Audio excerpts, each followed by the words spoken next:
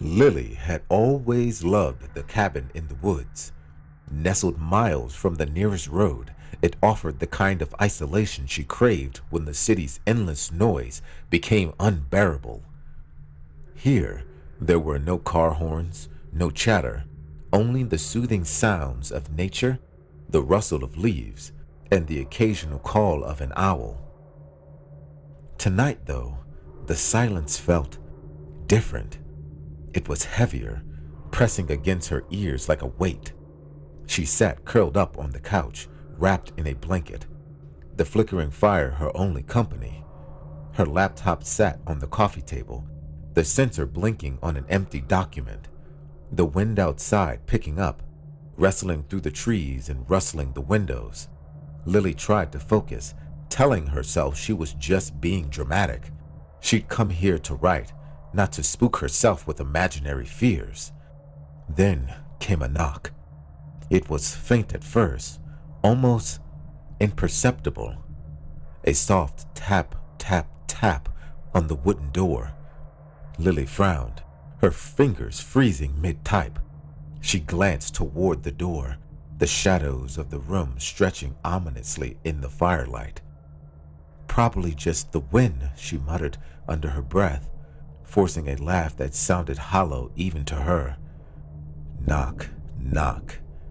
The sound came again, louder this time. Her heart thudded in her chest. No one should be here. Not this deep in the forest. Not this late at night. She grabbed her phone, but the screen taunted her with no signal.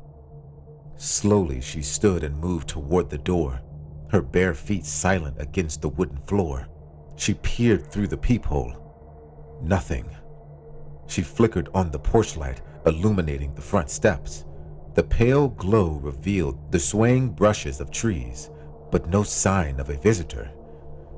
Knock, knock. This time, the sound came from the window behind her. Lily spun around, her breath catching in her throat. Her eyes darted to the frost-covered glass, but again, there was nothing there. The forest stared back at her, dark and empty. Then she heard it, a soft voice coming from the other side of the door. "Let me in." She backed away, clutching the blanket tighter around her shoulders. "Who's there?" she called out, trying to keep her voice steady. The whisper came again, louder now, insistent. "Let me in." Her stomach twisted as the knocking turned to pounding. The door shook on its hinges, each thud reverberating through the cabin. Lily's mind raced. She grabbed the fire poker from the hearth, her knuckles white as she gripped it tightly. "Go away!" she shouted. The pounding stopped. Silence. For a moment, all she could hear was her own ragged breathing, then a faint sound behind her, a low, guttural chuckle. Slowly, she turned back toward the living room. On the window, written in fogged breath, were the words, "I'm already inside." Lily's heart nearly stopped. Her hands trembled as she scanned the room. Her eyes darted to every shadowed corner. The fire flickered, its light dimming unnaturally, and the temperature in the room dropped. Then she heard it again, that soft whisper, but this time it was right behind her. "Thank you for letting me in."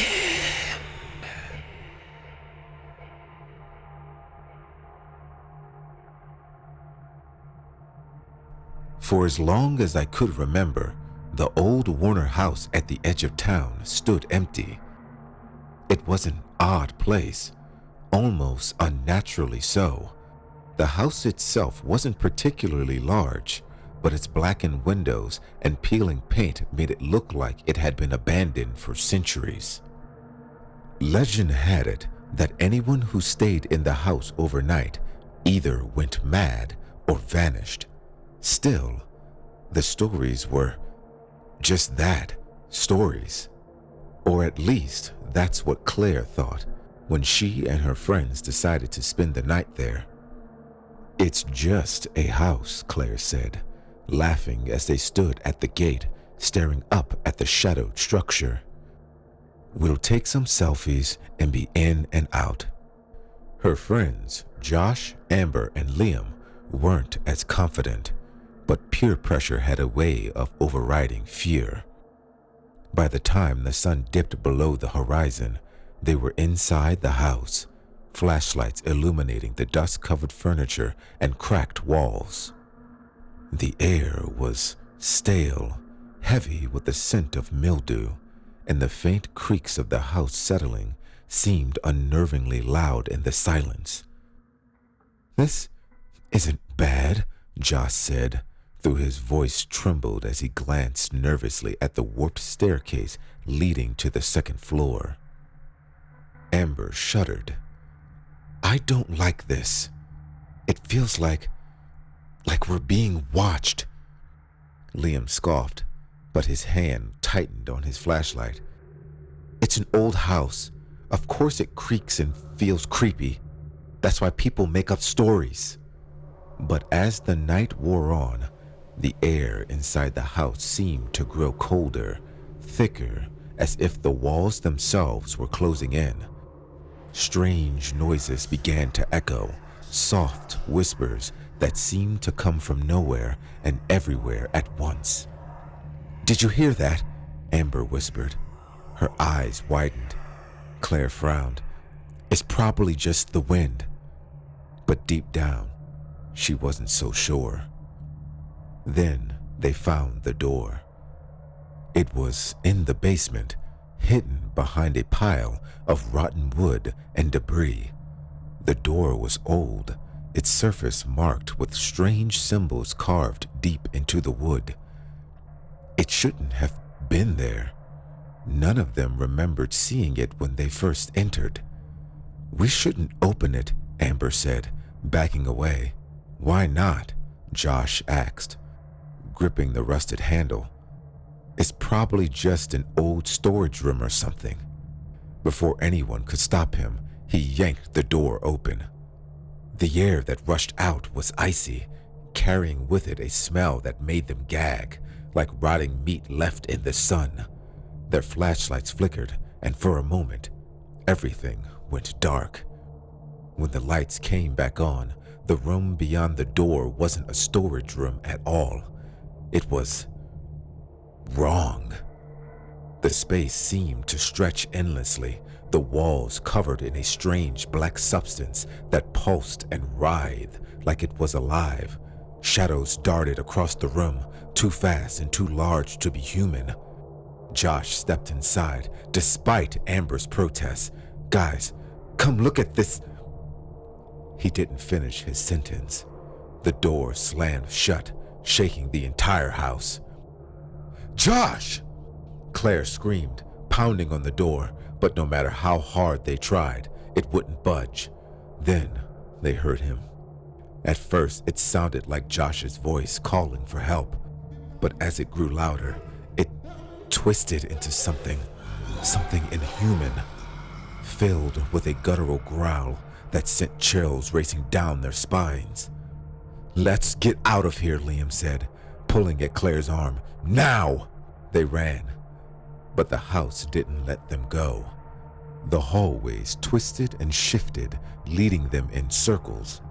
Doors that should have led them outside opened to rooms they hadn't seen before. Rooms filled with old, broken furniture and mirrors that didn't reflect their images. Worse, they began to hear footsteps, slow, deliberate, and heavy, as if something massive was following them. Amber was the first to disappear. One moment she was behind Claire, clutching her hand. The next, she was gone, her scream echoing faintly through the walls. Claire and Liam kept running, desperate to find the front door. But when they finally saw it, something was waiting for them.